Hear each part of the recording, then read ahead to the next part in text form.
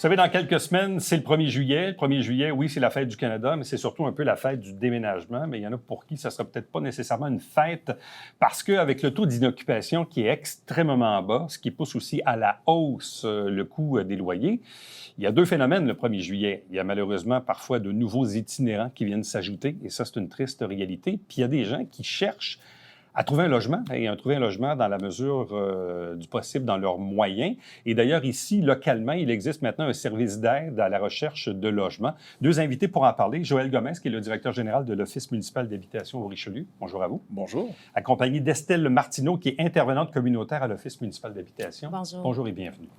Bon, qu'est-ce que c'est d'abord ce service d'aide à la recherche du logement? C'est nouveau ou nouveau depuis quoi? Un an ou deux? Ça fait un an. On a commencé il y a un an à Saint-Jean-sur-Richelieu. Ça existait déjà ailleurs, à travers le Québec. Mais là, c'est sûr qu'au niveau de la SHQ, de la Société d'habitation du Québec, a demandé aux offices de répandre ce service-là un peu partout. Donc, nous, dans le fond, c'est vraiment, pour faire un peu une image courte, c'est comme un peu des conseillers en emploi, mais nous, on est des conseillers en logement. Donc, quand les gens viennent, entre autres, Estelle fait partie de notre équipe depuis le jour 1, on accompagne, on aide les gens. Je vais peut-être laisser Estelle peut-être un peu plus répondre parce qu'elle le fait au quotidien. Oui, en fait, quand une personne contacte le SAR, la première chose qu'on fait, c'est de dresser un portrait global des besoins de la personne. Donc, on va évaluer ses besoins en matière de son budget, sa typologie, le secteur ciblé, s'il y a des animaux, s'il y a des enjeux au niveau du crédit. Par la suite, on offre des rencontres personnalisées. On fait des suivis téléphoniques, des suivis par courriel. On fait de la recherche active sur le marché locatif privé. Donc, on réfère aussi aux besoins à des organismes communautaires ou services sociaux, services de la santé et ou hébergement d'urgence. L'an passé, il y a combien de personnes qui ont fait appel à votre service? On a dépassé la barre des 600 appels. 600? C'est énorme.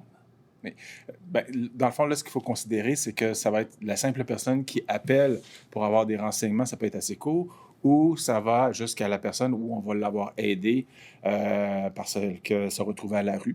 On l'a hébergé, entre autres, au motel Harris ou dans d'autres endroits. On a pris en charge ses biens meubles pour les mettre en entreposage et pour la suite de lui trouver du logement. Donc, ça va de... Parfois, un appel peut être très, très court ou ça peut être un support très, très long. Mais quand même, 600 demandes ou 600 personnes ou appels, c'est quand même 600 personnes qui avaient besoin, là, qui vous ont appelé parce que ça marchait pas. C'est énorme, mais là, plus que le 1er juillet approche, plus que la crise aussi se fait ressentir. Le besoin est criant. En même temps, dans quelle mesure pouvez-vous les aider? Je comprends qu'on peut... Il y a des mesures là, ou des organismes, le motel Harris et tout ça. Mais ultimement, des logements, il n'y en a pas beaucoup. Le dernier rapport de la SCHL faisait état d'à peu près 56 logements sur 13 000 de disponibles à Saint-Jean l'automne dernier. Vous ne pouvez pas l'inventer, là. On essaye, mais... Oui, c'est sûr, là, mais... dans le fond, c'est que parfois, on peut aussi offrir des PSL, donc des subventions qu'on peut attacher avec un propriétaire et un locataire pour que la personne puisse, dans le fond, payer 25 % de ses revenus. Donc, ça peut être une aide qu'on peut faire. Ce qui est difficile, c'est de trouver des propriétaires qui sont prêts à s'engager dans ce programme-là, qui est toujours un peu l'enjeu. Donc, mais c'est sûr que le fait qu'on soit présent et qu'on accompagne, comment dire, comme Estelle le fait, bien, dans le fond, c'est qu'elle va coacher. Donc, quand une personne, c'est sûr qu'elle va être capable de pouvoir un peu plus comment dire, arriver plus rapidement à trouver une solution. Mais ce n'est pas toujours le cas. Il y en a pour qui il n'y a pas de solution ou... Malheureusement, je dis bien. Hein? On travaille pour trouver des solutions. Ouais. Mais il y en a que c'est plus long que d'autres. Oui, effectivement. Bon, en même temps, c'est quoi le portrait type de la personne qui vous appelle? Est-ce que c'est quelqu'un dont le propriétaire a décidé de reprendre le logement pour des travaux? On parle des fois de rénoviction. Est-ce que c'est, dans certains cas, un propriétaire qui reprend le loyer pour un membre de sa famille? Bref, quel est le portrait type de la personne qui atterrit chez vous? En fait, tout ce que vous venez de mentionner s'applique. Il y a les rénovations, il y a les évictions, il y a aussi les augmentations des prix des loyers, le surpeuplement dans les logements. Présentement, on fait beaucoup plus face aussi à de l'itinérance cachée. Oui. Donc, il y a beaucoup d'enjeux. C'est multiples facettes, là. Oui. C'est multiples facettes. Bon, là, le mois de juin vient de commencer. On est à quelques semaines du premier, donc je présume que le service est déjà à Oui. l'œuvre depuis un On, bout. Là. on roule à plein. Oui. Et pour la période, pour la crise du 1er juillet, le service d'aide à recherche de logement va être d'urgence, de garde, qui va sur une période du 15 juin au 14 juillet. Oui. 7 jours Ouais. sur 7, de 9h à 17h. Donc, pour gérer les crises et les personnes qui vont se retrouver en situation d'itinérance. Je me rappelle, ça fait longtemps, mais je me rappelle qu'à Montréal, on avait ça depuis plusieurs années. Oui. Mais en région, Rive-Nord, Rive-Sud, c'est un peu nouveau, mais en même temps aussi, c'est un peu nouveau là, que le taux d'inoccupation soit aussi bas sur notre territoire. Là. Oui. Mais oui, c'est une problématique. Ensuite, ce qu'on voit aussi arriver, c'est qu'il n'y avait pas d'itinérance avant vraiment à Saint-Jean-sur-Richelieu. Là, on en voit. Ça s'accompagne aussi beaucoup de détresse parce que les gens qui viennent cogner à notre porte, souvent, ils vont avoir des troubles de santé mentale, ils vont avoir des troubles de consommation. Il y a des gens vulnérables là-dedans. Oui. Ouais. Et ce qui est quand même très intéressant, c'est qu'on travaille aussi de concert avec le CIS, avec la ville, pour pouvoir justement bien répondre. Parce que des fois, quand quelqu'un arrive, et c'est arrivé l'année passée, on a eu un cas où la personne, vraiment, elle avait un délire. Elle avait elle-même quitté son logement. Elle se retrouvait en attendant la fin du monde.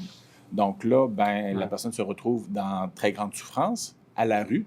Donc, on a été interpellé pour pouvoir l'aider. Et là, on a fait appel à nos collègues au niveau du CIS pour pouvoir aider cette personne-là. Parce que les cas sont de très, très, très complexes.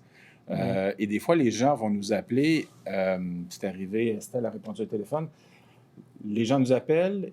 Le huissier arrive dans 2 heures. Oh!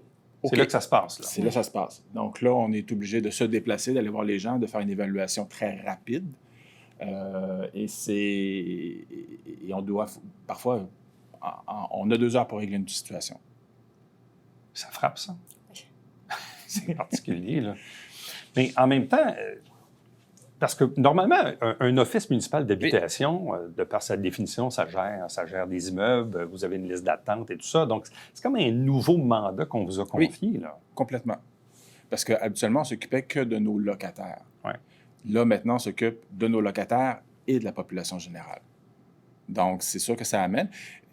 Et le besoin est là. Donc, je pense que vraiment, et les ressources actuelles du milieu communautaire n'étaient pas capables de pouvoir, à elles seules, répondre. Ils tentaient, mais le service a vraiment trouvé sa place. Je veux qu'on revienne sur un point. Vous avez fait mention des augmentations de loyer. Parce que, déjà, évidemment, que le coût de la vie est extrêmement cher, l'inflation et tout ça. Puis, je présume qu'il arrive à un moment où il y a un seuil. Là. Il y a un seuil à ne pas franchir. Puis, quand on reçoit l'augmentation, même si on la conteste et tout ça, il en reste pas moins que l'augmentation, elle est quand même réelle. Est-ce que ça, c'est quand même un bon morceau de ces gens qui font appel à vos services, là, pour qui l'augmentation arrive au point de rupture? C'est une grande proportion des gens qui rentrent en contact avec nous.